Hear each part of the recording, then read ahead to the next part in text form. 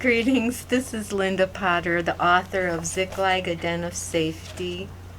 And I started reading it for people so that those who haven't had a chance to get the book on Amazon.com, the ebook, can enjoy this, hopefully, with me as we read it. And I've been working on the sequel, and so I was needing to go through the first one, Den of Safety, and I thought it's kind of fun to read it out loud with my friends.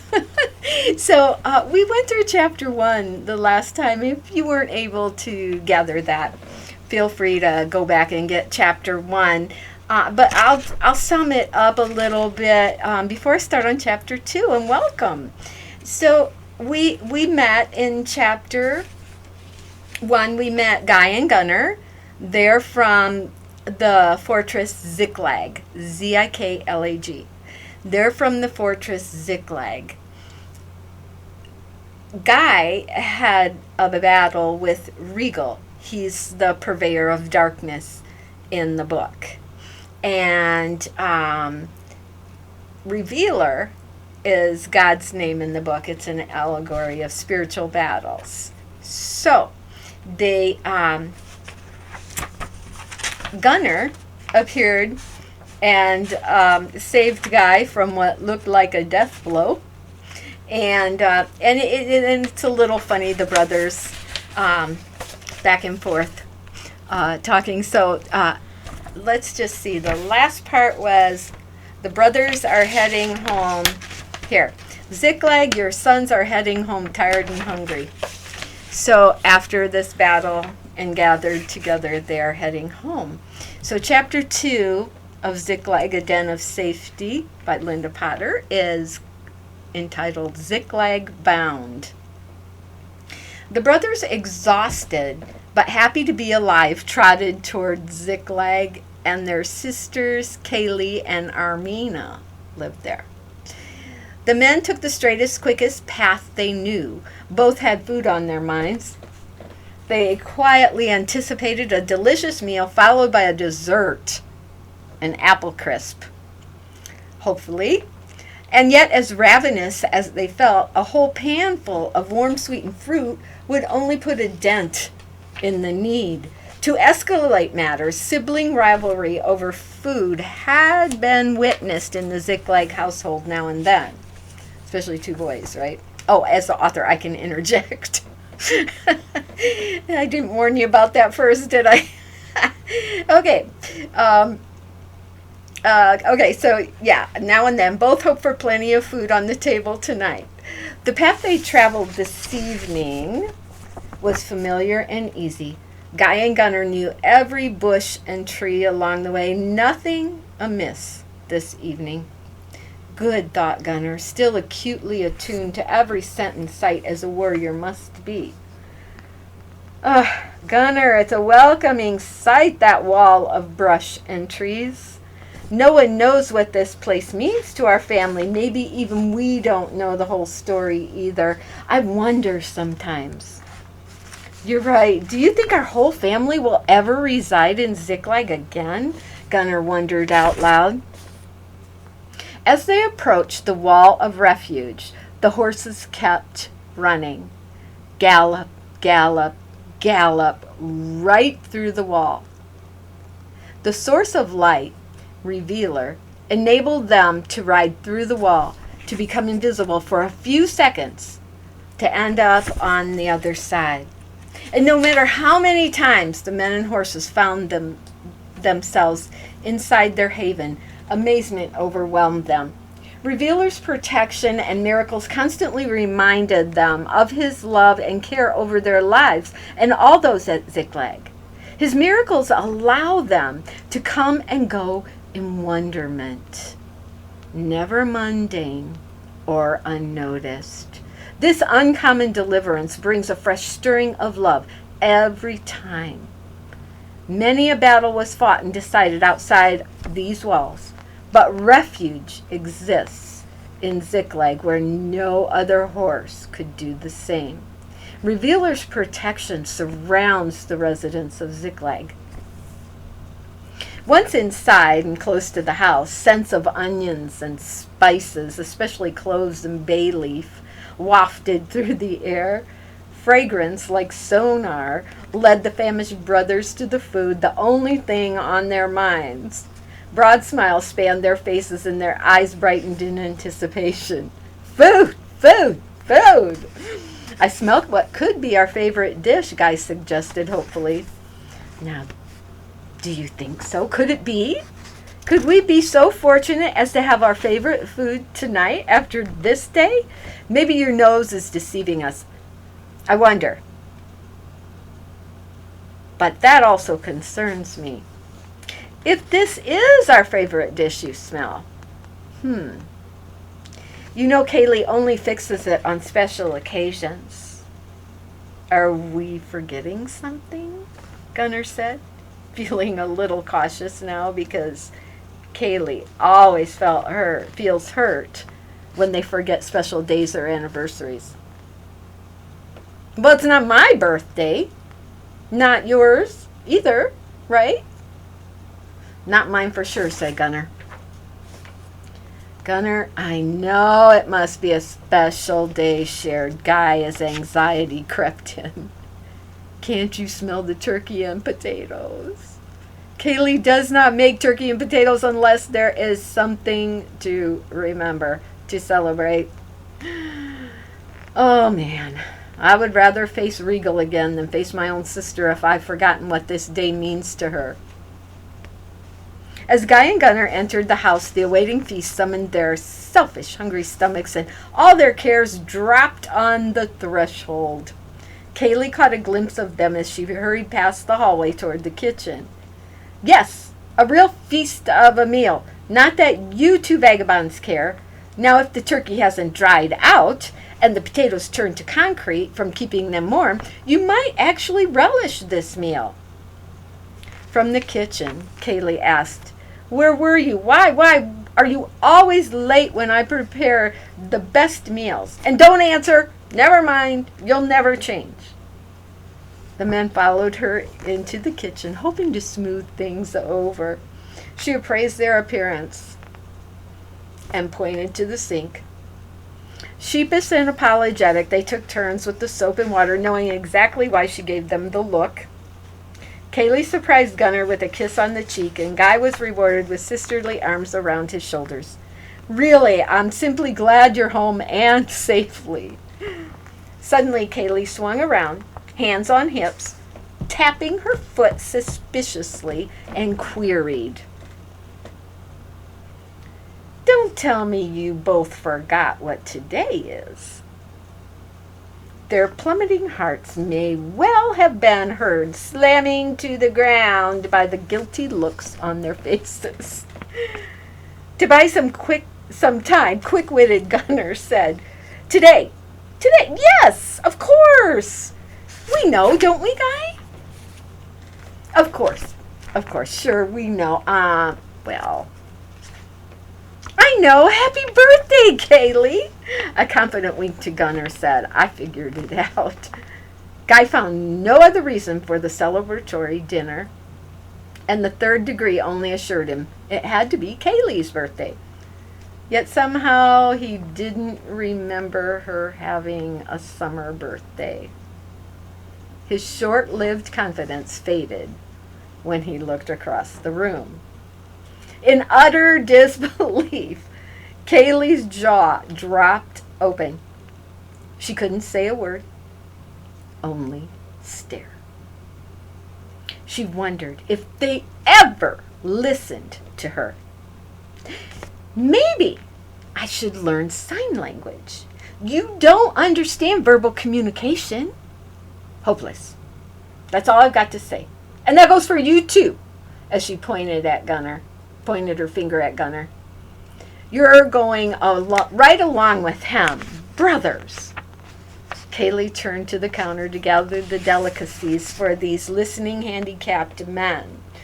With a straight face, although she did reposition her jaw, she inwardly laughed at these two.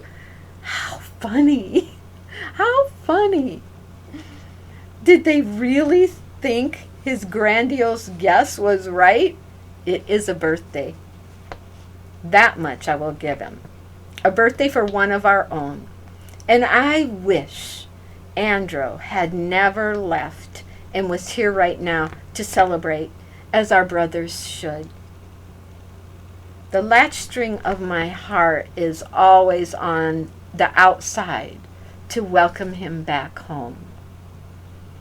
And as though Andro could hear her, Andro, the oldest of my brothers, why did you leave Revealer's protected way? I miss you.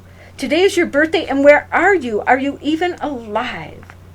Broken-hearted, she went about her preparations. Finally, it dawned on Guy that this must be Andro's birthday. Kayleigh, we remember whose birthday it is today. We're sorry we forgot that, but we truly never forget Andro.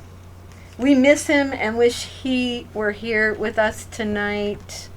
That's the way it should be, comforted Guy as he wrapped an arm around Kayleigh's shoulder.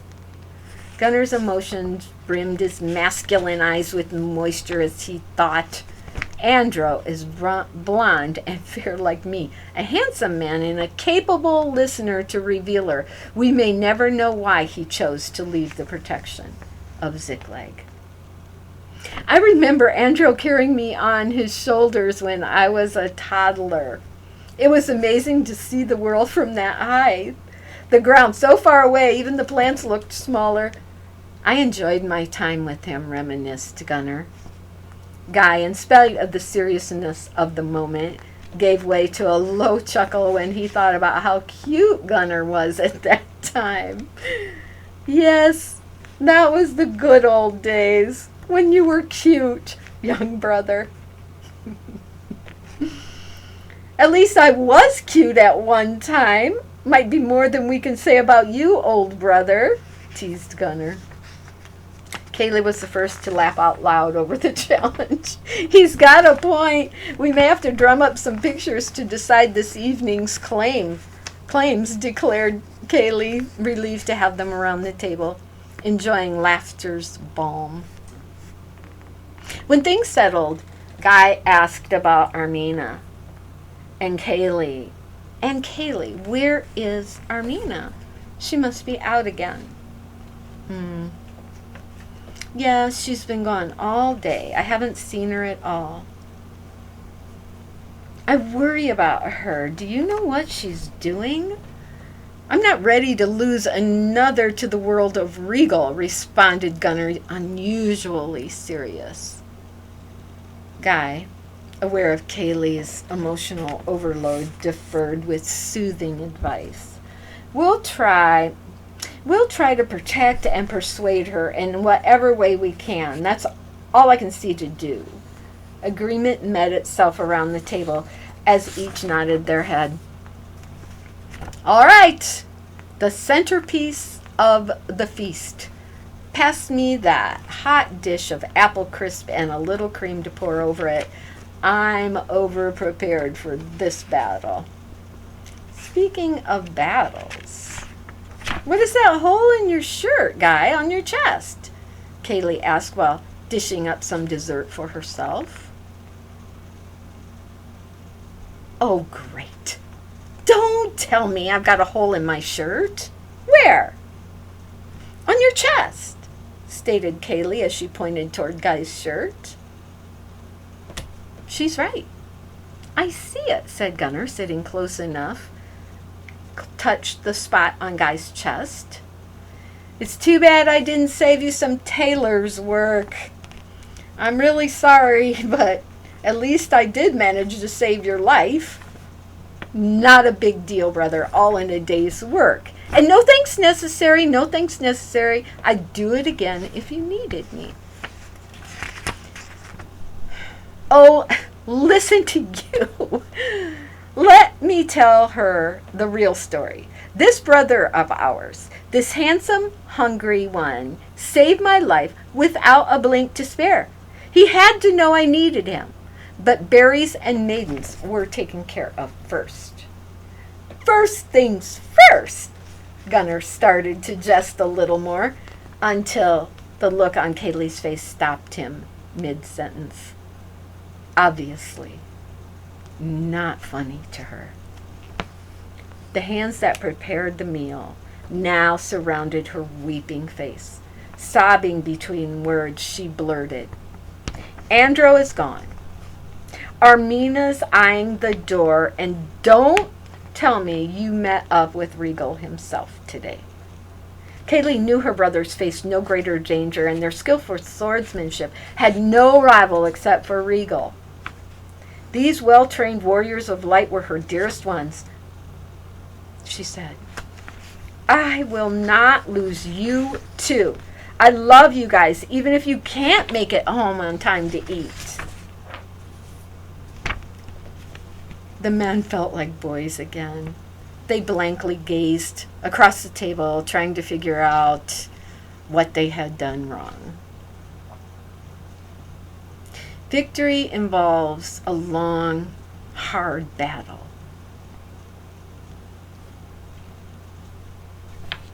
Sorry. The author can interject. Victory involves a long, hard battle, ascending bit by bit. But since Andro left, the slope felt steeper, harder to climb. Even if a rock juts out to grab hold of for a time, it's not the steady upward momentum of years gone by. And seeing Kayleigh this unsettled reminded them of the countless obstacles lately.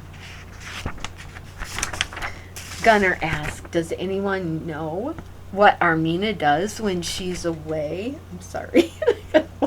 Tears. I need to get serious about this. I'll try this again. Gunnar asked, "Does anyone know what Armina does when she's away, or if she sees anyone?" "I really don't know for sure. But I'm afraid I may not want to know either. I just might not want to know," said Kayleigh. "I agree," said Gunnar with a nod. "But I've heard, I've been told, people have seen her with Reggal's son." The shock of the news felt like a physical blow to Guy and Kayleigh. Morning's writing lettered their faces. M-O-U-R-N, to mourn. Morning's writing lettered their faces. Their worst fear come true. Gunnar couldn't bring himself to tell them that he had been the one who had seen them together. Somehow, removing himself from the actual sight gave him the emotional distance he needed. Neither did he tell them that he knew this for weeks and put off disclosure, trying to spare them. He hoped and prayed he'd be successful, discouraging Armina from seeing Magnus. And after all this time, with no change on the horizon, Gunnar knew he had to break the news to the family. And break the news he did! Exclamation point. Kayleigh stood up from her chair as though she had been fired from a cannon. Glaring at her brother, she slammed her fist on the table. "Enough! Enough! The lover of darkness is not getting any more of us. No, none. No more brethren from Ziklag." After sailing through the air, Kayleigh's napkin fluttered to the table and she ran out of the house. The barn was just the right distance to give the ground a good pounding with her feet as she ran. And every step was a blow to darkness, resolution embedded deeper and deeper with every thud. "No more! No more!" Kayleigh's heart screamed. The hay-scented shelter for the animals invited kneeling on the lush golden floor. The slanting rays of a setting sun stripe the space in contrast. Light and dark. Light and dark. In the light, dust could be seen floating in the breeze freely. The dark did not divulge such freedom. It keeps everything a secret. But the light, oh, the light, so busy, so pleasant, reflects the goodness of Revealer. Dropping to her knees spiritually and physically, Kayleigh explained her worries and fears to Revealer. Here's her prayer. Revealer, you are the God of light, the God who sees and hears. We know your light dispels darkness and reveals truth. I love you. I trust you. I long to serve you with every breath. Oh, Revealer, how can we help Armina? How can we save her? Why is she choosing the path of darkness? I need your help. I miss Andro, and I don't want to lose another to Reggal's kingdom. Completely overwhelmed with passion, words could not contain Kayleigh's flood of emotion. Kayleigh exhaled a long, deep wail. The sound gave voice to her broken heart, the depths of which cannot be plumbed nor touched by man. Despair gave way to tears, and she wept so long that twilight bowed to night. Still, she wept. Still, her brothers paced. Outside the barn, 2 sentinels walked back and forth in silence. They were ready to do her bidding, whatever the request. Both men were wise enough to understand that emotional wounds are not bandaged the same way as their battle scars. Instead, they paced and prayed. Prayed Revealer would endow them with the ability to remove the pain darkness inflicts, even on those in the light.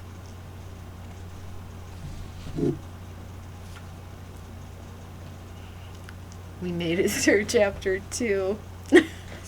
Sorry for all my all my tears and emotions in this.